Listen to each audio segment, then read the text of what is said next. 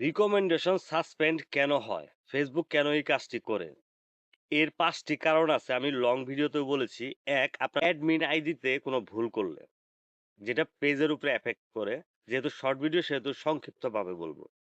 ২, আপনার পেজেও যদি একই ধরনের ভুল করেন, যেগুলা কমিউনিটি গাইডলাইনস ভঙ্গ করে। ৩, আপনার পেজ বা প্রোফাইলে ক্লিকবেট মানে আপনি এমন ভিডিও আপলোড করছেন যেটার সাথে আপনার টাইটেল বা ডেসক্রিপশন এর মিল নাই। বলছেন একরকম, দেখাইছেন আরেক রকম। বা মিথ্যা তথ্য, স্প্যাম ভিডিও এইগুলা যদি শেয়ার করেন বা সেনসিটিভ কনটেন্ট এগুলা শেয়ার করার কারণেও হয়। ৪, আপনি অ্যাডভার্টাইজিং পলিসিতে কোনো সমস্যা করছেন। যে এড দিতে গিয়ে সেখানে অযথায় টিপাটিপি করছেন। এড দিবেন না কিছু না। অথচ এডে টিপাটিপি করছেন। এইজন্য সমস্যা হইতে পারে। এবং আপনার ফোকাসটা অন্যরকম ছিল।